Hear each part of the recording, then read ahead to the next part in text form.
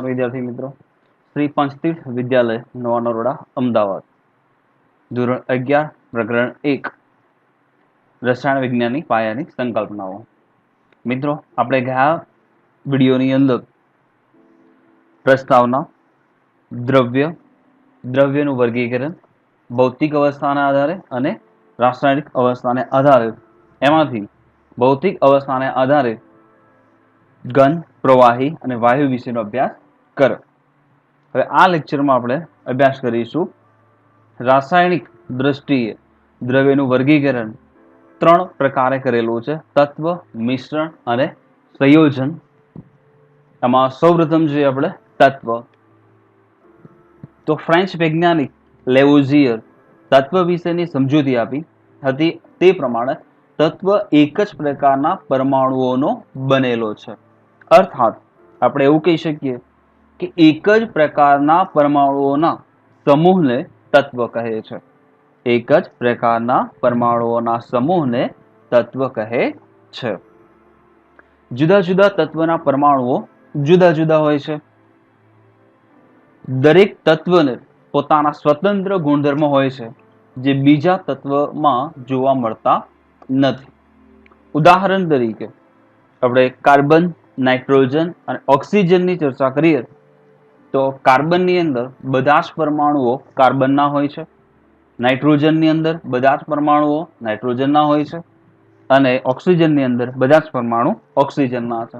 પરંતુ અહીંયા કીધું તે પ્રમાણે દરેક તત્વને પોતાના સ્વતંત્ર ગુણધર્મ છે. એટલે કાર્બનની અંદર જે ગુણધર્મો જોવા મળે છે તે નાઇટ્રોજનમાં જોવા નથી મળતા, નાઇટ્રોજનમાં જે ગુણધર્મ છે એ ઓક્સિજનમાં નથી જોવા મળતા. બીજી એક વસ્તુ કે કાર્બનનો પરમાણુ નાઇટ્રોજનમાં હોતો નથી, કે ઓક્સિજનનો પરમાણુ કાર્બનમાં નથી હોતો. એટલે એક જ પ્રકારના પરમાણુના સમૂહને આપણે તત્વ તરીકે ઓળખીએ છીએ. ઉદાહરણ તરીકે કાર્બન, સોડિયમ અને સોનું. તો આ 3 અહીંયા ઉદાહરણ પણ બીજા મેં દર્શાવ્યા છે કે અહીંયા પણ કાર્બનની અંદર બધા જ પરમાણુ કાર્બનના છે, સોડિયમની અંદર બધા જ પરમાણુ સોડિયમના છે અને સોનાની અંદર બધા જ પરમાણુ સોનાના છે. આમાં પરમાણુઓ એકબીજામાં જોવા મળતા નથી. કાર્બન, સોડિયમ, સોનું વગેરે તત્વો છે. આ ઉપરાંત આપણે આવર્ત કોષ્ટકની અંદર છે 118 તત્વો જે છે એ પણ દરેક તત્વ આગવા વિશિષ્ટ ગુણધર્મો ધરાવતા હોય છે.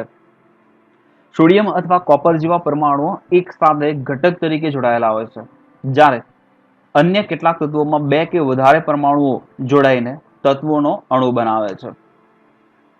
આમ હાઇડ્રોજન, નાઇટ્રોજન અને ઓક્સિજન જેવા વાયુઓ અણુના બનેલા છે, જેમાં તેમના 2 પરમાણુઓ જોડાઈને તેમના અનુવર્તી અણુઓ આપે છે. એટલે કે આવા ઘટકોને આપણે દ્વિપરમાણવીય અણુઓ તરીકે ઓળખીએ છીએ. આવા પરમાણુઓને આપણે દ્વિપરમાણવીય અણુ તરીકે ઓળખીએ છીએ. તો અહીંયા તમે સ્પષ્ટ રીતે જોઈ શકો છો કે હાઇડ્રોજનનો પરમાણુ, બીજો હાઇડ્રોજનનો પરમાણુ, એવા 2 પરમાણુઓ ભેગા થઈને એક હાઇડ્રોજનનો અણુ બનાવે છે, જેને આપણે ડાયહાઇડ્રોજન કહીએ છીએ.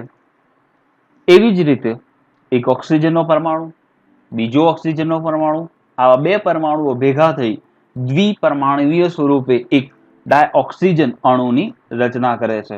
આ ઉપરાંત Cl2, Br2, I2, N2, O2 આ બધા જે ઘટકો છે એ પણ આવી જ રીતે તૈયાર થયેલા છે. હવે વાત કરીએ આપણે સંયોજનોની. સંયોજનને 2 કે તેથી વધુ અસમાન તત્વોના પરમાણુઓ જોડાવાથી સંયોજનો બને છે.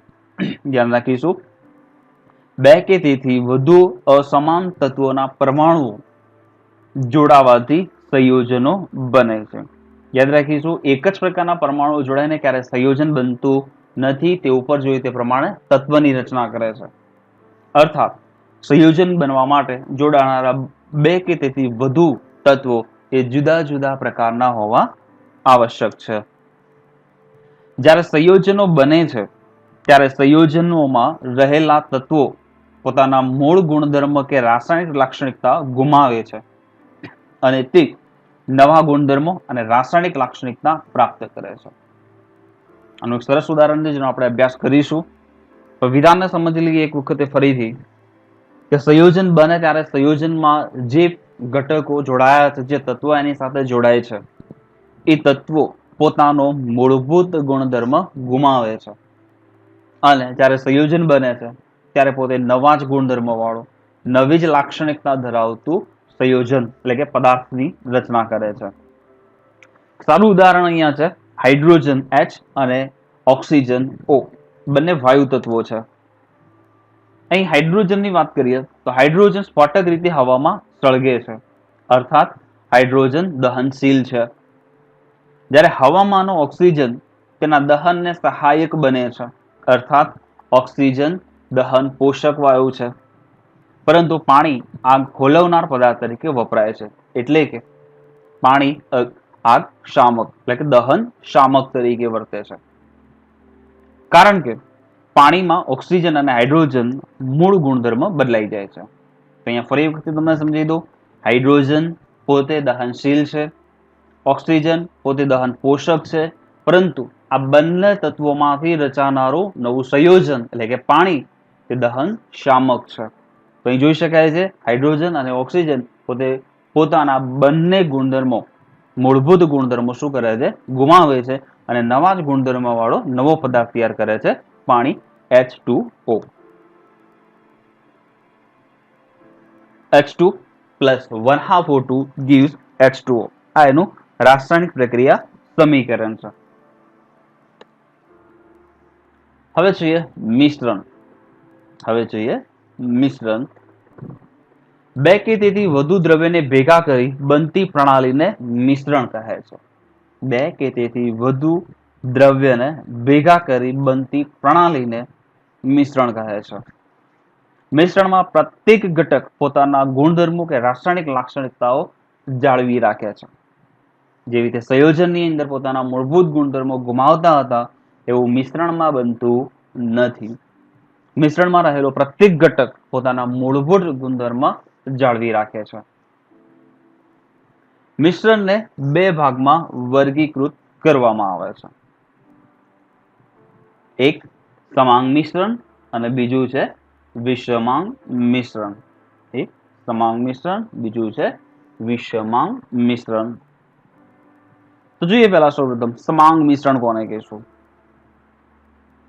સમાંગ મિશ્રણમાં મિશ્ર થયેલા ઘટકો સમાન ભૌતિક સ્થિતિમાં હોય છે. સમાંગ મિશ્રણમાં મિશ્ર થયેલા ઘટકો સમાન ભૌતિક સ્થિતિમાં હોય છે. સમાન ભૌતિક સ્થિતિનો અર્થ કે જો મિશ્રણ પ્રવાહી સ્વરૂપમાં હશે તો તે પ્રવાહી હશે, ઘન સ્વરૂપમાં હશે તો ઘન સ્વરૂપમાં. મિશ્રણ થયા પહેલા તે ગમે તે પરિસ્થિતિમાં હોય, મિશ્રણ થયા પહેલા એ કોઈ પણ પરિસ્થિતિમાં હોય, ઘન, પ્રવાહી કે વાયુ, પરંતુ મિશ્રણ સમાંગ મિશ્રણ બન્યા પછી તે બધા જ એક જ ભૌતિક અવસ્થા પ્રાપ્ત કરે છે. દ્રાવણ એ સમાંગ મિશ્રણ છે. સમાંગ મિશ્રણ હવામાં દ્રાવણમાં મિશ્ર થતા ઘટકો બધે જ એક સરખા હોય છે. તેમને ચોક્કસ હદ રેખાથી અલગ દર્શાવી શકાતા નથી. ઉદાહરણ તરીકે ખાંડ અને પાણીનું મિશ્રણ, જેને આપણે ખાંડનું દ્રાવણ કહીએ છીએ. તો આ ઉદાહરણ હું તમને થોડું વધારે સમજાવું તો પાણી પ્રવાહી સ્વરૂપમાં છે, ખાંડ ઘન સ્વરૂપમાં છે. તો અહીં બંનેની ભૌતિક અવસ્થા અલગ અલગ છે. હવે જ્યારે પાણીમાં ખાંડ નાખવામાં આવે છે ત્યારે ખાંડ એની અંદર દ્રવિત થઈ જાય છે, એટલે કે ઓગળી જાય છે. ત્યારે ઘન ખાંડ એ પ્રવાહીમાં રૂપાંતરણ પામે છે અને આખું દ્રાવણ પ્રવાહી અવસ્થામાં બની જાય છે. આ જ વસ્તુ બીજા મુદ્દો જે આપ્યો છે એને સમજવો હોય તો અહીંયા એવું સમજી શકાય કે પાત્રની અંદર આપણે જે ખાંડનું દ્રાવણ બનાવ્યું છે એ પાત્રના કોઈ પણ ભાગમાંથી તમે થોડો ભાગ લો તો એ ભાગની અંદર એ એક સરખા પ્રમાણમાં પ્રેઝન્ટ હશે. એ ચાહે પાત્રના કોઈ પણ ભાગમાંથી તમે દ્રાવણ લો તો દરેકમાં સરખા પ્રમાણમાં જ હશે. બીજું, જોઈને દ્રાવણની અંદર ખાંડ આંગળેલી છે તેવું કહી શકાતું નથી, મતલબ કે તેઓ ચોક્કસ ભેદ રેખા દર્શાવતા નથી. આવું જ બીજું ઉદાહરણ છે પાણી અને મીઠાનું મિશ્રણ, જેને આપણે મીઠાનું દ્રાવણ કહીએ છીએ. ઓક્સિજનનું નાઇટ્રોજનમાં મિશ્રણ એટલે કે હવા, ઝીંકનું કોપરમાં મિશ્રણ, મિશ્ર ધાતુ પિત્તળ. પછી છેલ્લું ઉદાહરણ છે ઝીંકનું કોપરમાં મિશ્રણ. તો અહીંયા ઘન અવસ્થા છે, અહીં ઘન અવસ્થા છે. ઝીંક એ પણ ઘન અવસ્થા છે, કોપર એ પણ ઘન અવસ્થા છે. એમાંથી બનતું મિશ્રણ એ પણ ઘન અવસ્થામાં છે. ખાંડના દ્રાવણોમાંથી બાષ્પીભવન દ્વારા ખાંડ અને પાણીને મિશ્રણના ઘટકો તરીકે અલગ મેળવી શકાય છે. હવે આને અલગ કરવાની વાત આવે છે કે મિશ્રણમાંથી તમારે ઘટકોને અલગ કરવા છે તો તેને અલગ કરાવી શકાય છે. તેને બાષ્પીભવન કરું તો પાણી બાષ્પશીલ છે તે ઉડી જશે, ખાંડ એ અબાષ્પશીલ છે જે પાત્રમાં એઝ ઇટ ઇઝ રહેશે, જેની મદદથી આપણે એને અલગ દર્શાવી શકીએ છીએ. એક બીજી વસ્તુ તમને સમજાવવા માંગી છે અહીંયા કે જ્યારે આપણે સંયોજનની બનાવટની વાત કરતા હોઈએ ત્યારે ત્યાં જોડાનારા ઘટક પ્રમાણો ફિક્સ પ્રમાણમાં હોય છે, ચોક્કસ પ્રમાણમાં હોય છે. દાખલા તરીકે હાઇડ્રોજન ના 2 પરમાણુ ઓક્સિજનનો 1 પરમાણુ જોડાય તો અને તો જ H2O બને. જ્યારે મિશ્રણમાં એવું કોઈ પ્રમાણ ફિક્સ હોતું નથી, તે ગમે તે પ્રમાણમાં મિક્સ કરી શકો છો. બીજું, મિશ્રણની અંદર ઘટકો પોતાના મૂળભૂત ગુણધર્મો ગુમાવતા નથી. એને પણ તમને સમજાવવાનો પ્રયત્ન કરું તો ખાંડ એ ઘન અવસ્થામાં હશે તો બી એનો સ્વાદ ગળ્યો હશે. જ્યારે તે દ્રાવણ બનાવે છે, પાણીમાં નાખી દઈશું અને ઓગાળીશું, દ્રાવણ તૈયાર કરીશું, તો દ્રાવણ પણ કયું હશે? ગળ્યું હશે. અર્થાત તે ખાલી પોતાની ભૌતિક અવસ્થા બદલે છે, પરંતુ રાસાયણિક ગુણધર્મોમાં કોઈ પણ પ્રકારનો ફેરફાર થતો નથી. હવામાંના પ્રવાહીકરણથી ઓક્સિજન અને નાઇટ્રોજનના ઘટકોને પણ અલગ કરાવી શકાય છે. તો આ વાત થઈ આપણે સમાંગ મિશ્રણની. હવે વાત કરીશું વિષમાંગની. તો વિષમાંગ મિશ્રણમાં મિશ્ર થયેલા ઘટકોની ભૌતિક સ્થિતિ સમાન અથવા જુદી જુદી હોય છે. વાત કરે છે વિષમાંગ મિશ્રણમાં મિશ્ર થયેલા ઘટકોની ભૌતિક સ્થિતિ સમાન અથવા જુદી જુદી હોઈ શકે છે. જ્યારે સમાંગ પ્રણાલીમાં કેવી હતી? બધી જ ભૌતિક પરિસ્થિતિ સમાન હતી. વિષમાંગ મિશ્રણમાં પ્રત્યેક ઘટક એકબીજામાં ભળી જતા નથી, પરંતુ એક નિશ્ચિત હદ રેખાથી તેમની ભૌતિક સ્થિતિને અલગ કરી શકાય છે. વિષમાંગ મિશ્રણમાં મિશ્ર થતા ઘટકો બધી જ એક સરખા હોતા નથી. જેમ કે સોડિયમ ક્લોરાઇડ અને આયર્નના પાવડરને મિશ્ર કરતા વિષમાંગ મિશ્રણ બને છે. અહીં બંને ઘન અવસ્થામાં હોવા છતાં પણ આ મિશ્રણ એક સરખા સ્વરૂપે હોતું નથી. તો અહીંયા તમને સમજાવવા માંગીશ કે આપણે પહેલું જ વિધાન હતું વિષમાંગ મિશ્રણમાં મિશ્ર થયેલા ઘટકોની ભૌતિક સ્થિતિ સમાન અથવા જુદી જુદી હોય છે. તો અહીં આપણે ઉદાહરણ લીધું છે સોડિયમ ક્લોરાઇડ NaCl એટલે કે મીઠું અને આયર્ન એટલે કે લોખંડનો પાવડર ભૂકો. આ બંનેને જો મિશ્ર કરી દેવામાં આવે તો બંનેની ભૌતિક અવસ્થા સમાન છે, ઘન અને ઘન, પરંતુ એને બધે જ એક સરખી રીતે મિશ્ર કરાવી શકાતા નથી. બંનેને મિશ્ર કર્યા પછી તમે કોઈ એક જગ્યાએથી થોડો ભાગ ઉઠાવો તેમાં કદાચ મીઠું વધારે હોઈ શકે, કાં તો પછી આયર્નનો ભૂકો એ વધારે હોઈ શકે. એટલે કે સમાંગ મિશ્રણની જેમ તેઓ બધી જગ્યાએ એક સરખી રીતે ફેલાયેલા હોતા નથી. આ ઉપરાંત તમે આને ચોક્કસ ભેદ રેખા વડે પણ અલગ દર્શાવી શકો છો કે ભાઈ આટલા ભાગમાં મીઠું વધારે છે, આ ભાગમાં આયર્નનો ભૂકો વધારે છે, અથવા આટલા ભાગમાંથી આ બંને અલગ પડે છે. આને તમે જોઈને પણ કહી શકાય છે કે આની અંદર કયા કયા ઘટકો મિશ્રણ હશે. હવે બીજું એક ઉદાહરણ જોઈએ, ત્યાં ઉપર લખ્યું છે કે ભાઈ જુદી જુદી હોય છે ભૌતિક અવસ્થા. તો એનું એક ઉદાહરણ લઈએ. તેલની અંદર મીઠું નાખી દેવામાં આવે તો તેલમાં મીઠું ઓગળતું નથી, અથવા પાણીમાં રેતી નાખો તો પાણીમાં રેતી ઓગળતી નથી. તો અહીં બંને ચોક્કસ ભેદ રેખાથી તમે અલગ દર્શાવી શકો છો, જોઈને પણ કહી શકાય છે. આ બંનેની ભૌતિક સ્થિતિ પણ અલગ અલગ છે. રેતી એ ઘન અવસ્થામાં જ રહેશે, પાણી એ પ્રવાહી અવસ્થામાં જ રહેશે, પણ મિશ્રણ અને આપણે વિષમાંગ પ્રણાલી તરીકે જ ઓળખીશું. તેને એક નિશ્ચિત હદ રેખાથી અલગ કરી શકાય છે. આ પ્રકારના મિશ્રણના ઘટકો ભૌતિક પદ્ધતિનો ઉપયોગ કરી છૂટા પાડી શકાય છે. સરસ ઉદાહરણ તમને આપું. સોડિયમ ક્લોરાઇડ અને આયર્નનો પાવડર આ બંને મિશ્ર થઈ ગયેલ છે. જો તમારે આને અલગ કરવા છે તો સૌપ્રથમ આ મિશ્રણની અંદર શું નાખી દઈશું આપણે? પાણી. પાણી નાખતા NaCl ના જે ઘટક કણો છે એ પાણીમાં દ્રવિત થઈ જશે. લોખંડના કણો પાણીમાં ઓગળતા નથી. હવે એ મિશ્રણને ગાળી લઈશું ગારણ ક્રિયાથી. તો ગારણની ઉપર જે રહેશે એ આયનનો ભૂકો રહી જશે અને નીચે દ્રાવણમાં આવશે એ મીઠાનું દ્રાવણ રહેશે. હજુ આપણે દ્રાવણમાંથી મીઠું અલગ કરવું છે તો વળી પાછી આપણે આને બાષ્પીભવનની પ્રક્રિયામાં મૂકી દઈશું. તો બાષ્પીભવનમાં પાણી બાષ્પશીલ છે, આથી તે ઉડી જશે, બાષ્પીભવન પામી જશે. બાકી બધું NaCl મીઠું જે આપણે સ્ફટિક સ્વરૂપમાં નીચે મેળવી શકાય છે. તો આ રીતે બંને ઘટકોને અલગ કરી શકાય છે. જેમ કે ગારણ, સ્ફટિકીકરણ, નિસ્યંદન વગેરે NaCl અને આયન ના મિશ્રણમાંથી મીઠાનું દ્રાવણ અલગ મળી શકે છે અને મીઠાના દ્રાવણનું બાષ્પીભવન કરતા NaCl મળે છે. તો મિત્રો અહીંયા વાત થઈ આપણે સમાંગ મિશ્રણ અને વિષમાંગ મિશ્રણની. તફાવત સ્વરૂપે સવાલ પૂછી શકાય છે કે તફાવત લખો સમાંગ મિશ્રણ અને વિષમાંગ મિશ્રણ. આગળ વાત કરું તો બીજો સવાલ પણ આવી રીતે પૂછી શકાય, તફાવત લખો સંયોજન અને મિશ્રણ. આ પ્રકારના તફાવત આપણને આ મુદ્દાઓને આધારે લખતા આવડવા જોઈએ. હવે પ્રકરણની અંદર આપણે એક નવા ટોપિકનું ઉમેરણ કરીએ અને એ છે ભૌતિક રાશિ. ભૌતિક રાશિના મૂલ્યને દર્શાવવા માટે કોઈ એક સંખ્યા અને તેને અનુરૂપ ચોક્કસ એકમ જરૂરી છે. ભૌતિક રાશિના મૂલ્યને દર્શાવવા ઓછામાં ઓછા એકમ નક્કી કરવા ખૂબ જ જરૂરી છે. જેમ કે કોઈ એક પદાર્થનું દર 5 કિલોગ્રામ છે.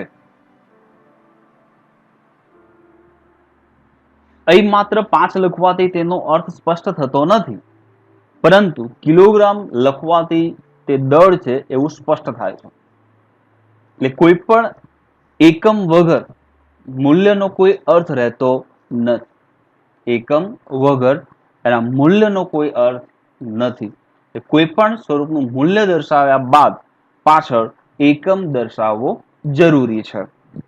જો તમે માત્ર એકલો 5 લખો છો તો એનો અર્થ એવો કે 5 એટલે શું? 5 ચોકલેટ, 5 કિલોમીટર, 5 કિલોગ્રામ. એનો અર્થઘટન સ્પષ્ટ થતું નથી કે ભાઈ તે અંતર દર્શાવે છે, દર દર્શાવે છે, કોઈ કાઉન્ટ એટલે કે કોઈ સંખ્યા દર્શાવે છે. આનો કોઈ અર્થઘટન રહેતું નથી. આથી કોઈ પણ સંખ્યા કિંમત લખ્યા બાદ એનો એકમ દર્શાવવો જરૂરી છે.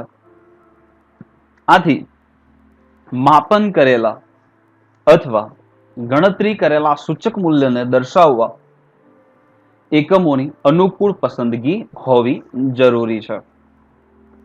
ઓછી સંખ્યામાં દર્શાવતા આવા એકમોને મૂળભૂત એકમ કહે છે. શું કહીશું જેને આપણે? મૂળભૂત એકમ. મૂળભૂત એકમોમાંથી બીજા ઉપજાવવામાં આવતા અથવા મેળવાતા એકમોને ઉપજાવેલા એકમો કે સાધિત એકમ કહેવાય છે. જે મૂળભૂત રાશિ જે છે એમાંથી કોઈ એકમ ઉપજાવવામાં આવે તો તેને સાધિત એકમ અથવા તો ઉપજાવેલા એકમ તરીકે ઓળખીશું. દાખલા તરીકે 5 કિલોગ્રામ વજન ધરાવતા લોખંડના ટુકડાનું દળ 5 કિલોગ્રામમાં છે. અહીં કિલોગ્રામ એ દળનો મૂળભૂત એકમ છે. અહીં કિલોગ્રામ એ શું છે? દળનો મૂળભૂત એકમ છે. તેનો ઉપયોગ કરીને લોખંડના ટુકડાની ઘનતા તેનો ઉપયોગ કરીને લોખંડના ટુકડાની ઘનતા અને કદ જેવા ઉપજાવેલ એકમ દ્વારા પણ દર્શાવી શકાય છે. એટલે એના પરથી આપણે નવા એકમો ઉપજાવી શકીશું અને એ એકમોને આપણે સાધિત એકમ અથવા ઉપજાવેલ એકમ તરીકે દર્શાવીશું. અત્યાર સુધીમાં ભૌતિક મૂલ્યો માટે ઘણી એકમ પદ્ધતિઓ સમયાંતરે અમલમાં આવી છે, જેવી કે પહેલી છે FPS પદ્ધતિ, food, foot, pound and second પદ્ધતિ, જે ઈસવીસન 1588 માં અમલમાં આવી હતી. ત્યારબાદ CGS પદ્ધતિ, C for centimetre, G for gram, S for second, ઈસવીસન 1791 થી 1795 દરમિયાન અમલમાં આવી હતી. એ જ સમય અરસામાં બીજી પદ્ધતિ છે MKS, મીટર, કિલોગ્રામ અને સેકન્ડ.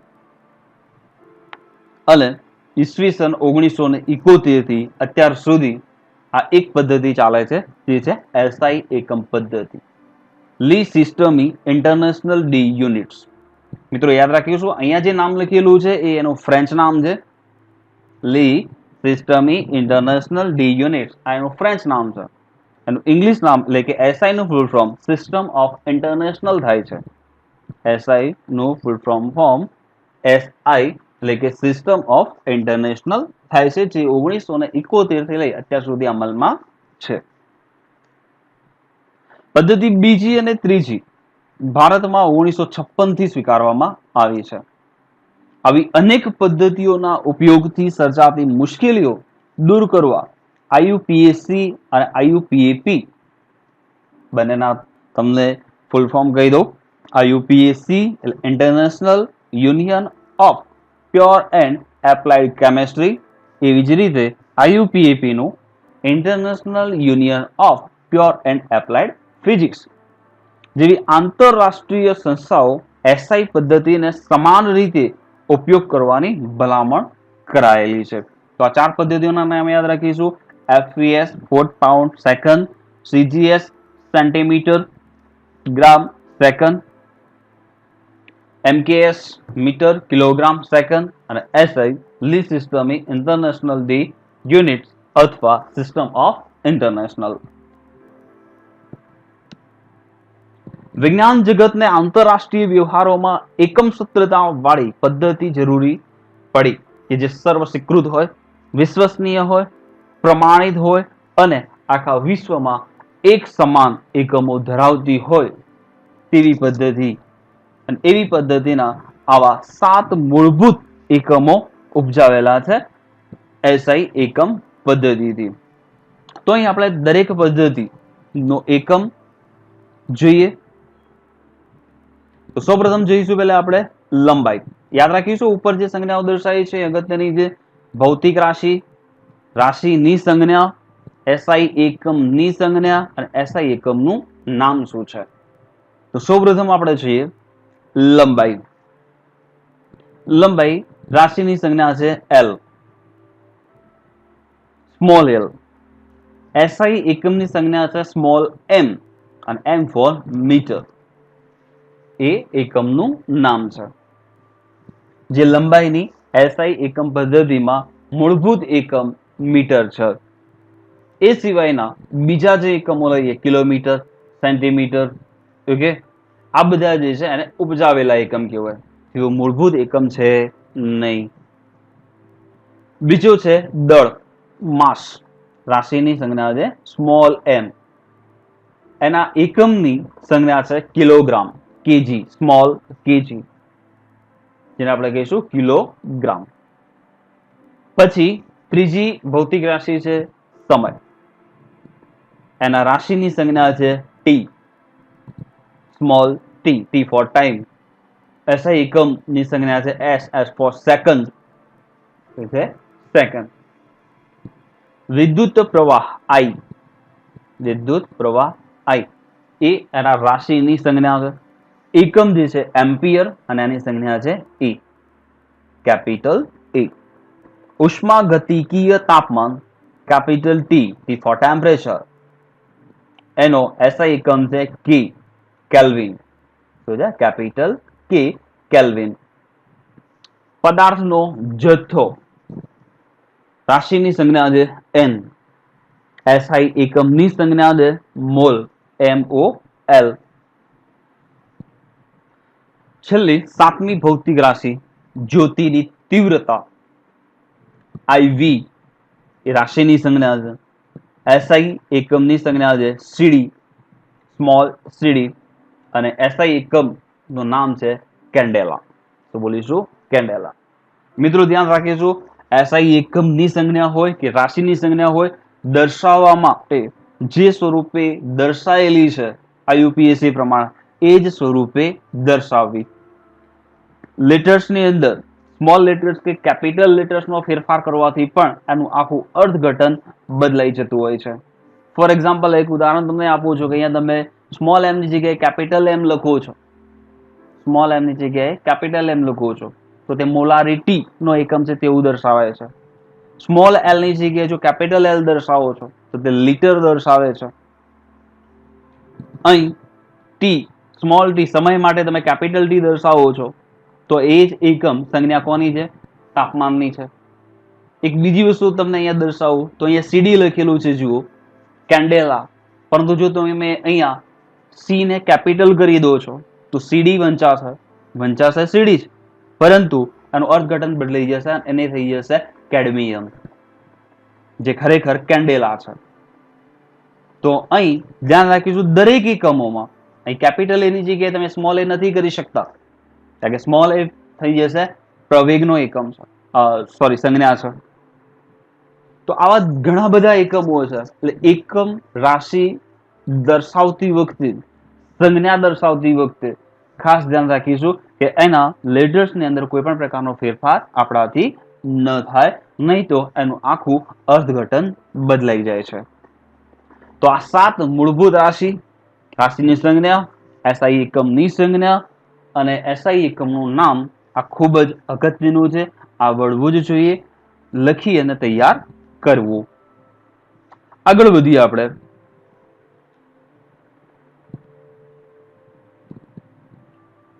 કે અહીંયા ગુણાંક દર્શાવેલા છે, કેટલા ગુણાંક, કે લાંબી સંખ્યાઓ લખવી કંટાળાજનક હોય છે, લાંબી સંખ્યાઓ લખવી કંટાળાજનક હોય છે. ફોર એક્ઝામ્પલ આપણે કેલ્સીની અંદર પણ મેક્સિમમ 12 ડિજિટની સંખ્યા હોય છે.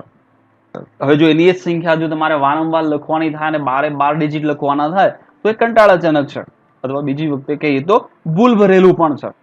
તો એને ટૂંકમાં પૂર્વગ તરીકે આપણે દર્શાવી શકીએ છીએ. અને આ પૂર્વગો કેટલાક છે તો જોઈએ. સૌપ્રથમ ગુણાંકની અંદર 10⁻⁻24, 10⁻⁻24, જેને પૂર્વક નું નામ છે યોક્ટો સ્મોલ વાય. શું થશે? Yocto small Y. બીજો છે 10⁻⁻21, 10⁻⁻21, અને કહીશું આપણે ઝેટો સ્મોલ ઝેડ. સંજ્ઞાને યાદ રાખીજો, small Z. 10⁻18 atto small a. 10⁻15 femto small f. 10⁻12 pico small p. 10⁻9 nano small n. 10⁻6 micro mu. 10⁻3 milli small m. 10⁻2 centi small c. 10⁻1 deci small d. only 10 અથવા 10⁻1 deca da. તો આ યાદ રાખીશું. બીજા પણ આવા એકમો છે, જોઈએ. 10⁻2 hecto small h. 10⁻3 kilo small k. 10⁻6 mega capital M. 10⁻9 giga capital G. 10⁻12 tera capital T. 10⁻15 peta capital P. 10⁻18 exa E capital E. 10⁻21 zeta capital Z. 10⁻24 yotta capital Y. તો આ દરેકનો પૂર્વક નામ અને એની જે ગુણાંક છે એ યાદ આવવો જોઈએ. અહીંયા પણ લખતી વખતે આપણે ધ્યાન રાખીશું કેપિટલ એન્ડ સ્મોલ લેટર્સની. ફોર એક્ઝામ્પલ, જો તમે સ્મોલ વાય લખો છો તો એ 10⁻24 યોક્ટો દર્શાવે છે, પરંતુ જો તમે એને કેપિટલ વાય માં દર્શાવો છો તો તે 10⁻24 દર્શાવે છે. એવી જ રીતે 10⁻21 માં પણ તમે જોઈ શકો છો સ્મોલ ઝેડ અને કેપિટલ ઝેડ આ બંનેનો મોટો ડિફરન્સ છે. જો તમે પી લખવામાં ભૂલ કરો છો, કેપિટલ કે સ્મોલ લેટર્સ, જો કેપિટલ લખો છો તો તે પેટા છે 10⁻15 અને જો સ્મોલ લખો છો તો તે પીકો છે. તો એકમ લખવામાં આપણે ખાસ ધ્યાન રાખીશું જેથી કરી ભૂલ પડવાની સંભાવના ના રહે. હવે આ એકમોનું આંતર પરિવર્તન MCQ માં પૂછી શકાય છે. નીચેની ખાલી જગ્યાઓ પૂરો. પેલો છે 1 પિકોમીટર, જો સ્મોલ પી દર્શાવ્યો છે જે આપણને ખબર પડે 1 પિકોમીટર ઇઝ ઇક્વલ ટુ ખાલી જગ્યા સેન્ટીમીટર. તો વિદ્યાર્થી મિત્રો આવા દાખલાઓ MCQ ની અંદર શોર્ટ ક્વેશ્ચન ની અંદર પૂછાય છે. તો અહીં હું તમને એક નાની શોર્ટકટ કહી દઉં છું કે જે એકમ આપેલો છે એ એકમ દર્શાવીશું અને જેમાં ફેરવવાનો છે તો જે એકમમાં આપણે પરિવર્તન કરવાનું છે એ એકમનો જે પૂર્વક છે એના વડે આપણે એને ડિવાઈડ કરી લઈશું, ભાગી દઈશું, જેથી કરી આપણો ચોક્કસ અને સચોટ જવાબ મળી રહે. અહીં તમે જોઈ શકો છો આપણને શું આપ્યું છે 1 પિકોમીટર. તો 10⁻12 લખ્યા, પીકો એટલે કેટલા 10⁻12. શામાં જવાનું કીધું છે આપણને સેન્ટીમીટરમાં, એટલે કે સેન્ટી એટલે કેટલા 10⁻2. તો અહીં કીધું તે પ્રમાણે જે એકમ આપેલો છે તે દર્શાવીશું અને જે એકમમાં જવાનું છે એ એકમ વડે ડિવાઈડ કરી લઈશું.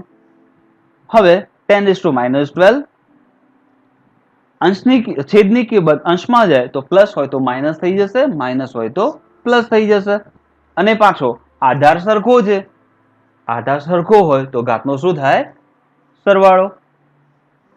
તો 10⁻12 plus 2 is equal two 10⁻10 centimetre. તો આપણો આન્સર શું રહેશે અહીં આગળ 10⁻10.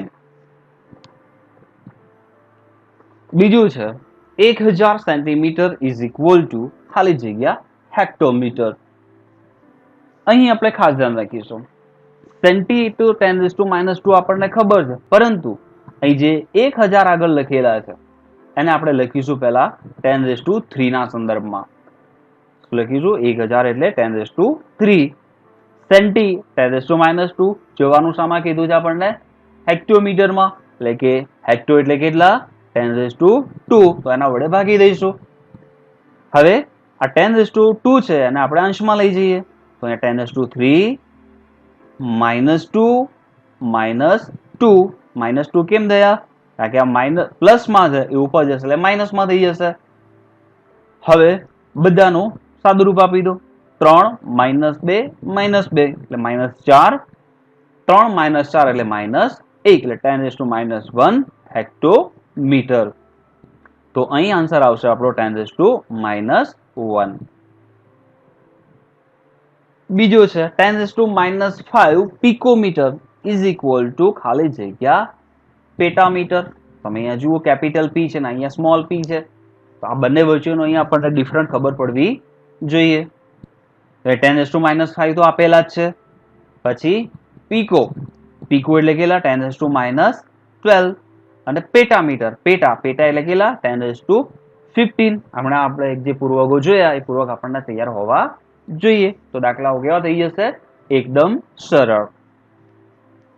ઇઝ ઇક્વલ ટુ 10⁻5 -12 અને આ અંશમાં હતા એ ક્યાં જશે, સોરી છેદમાં હતા એ ક્યાં જશે અંશમાં, એટલે પ્લસ ની જગ્યાએ માઇનસ થઈ જશે. તો માઇનસ ના માઇનસ 5 -12 -15 બરાબર -32 એટલે 10⁻32 પેટામીટર.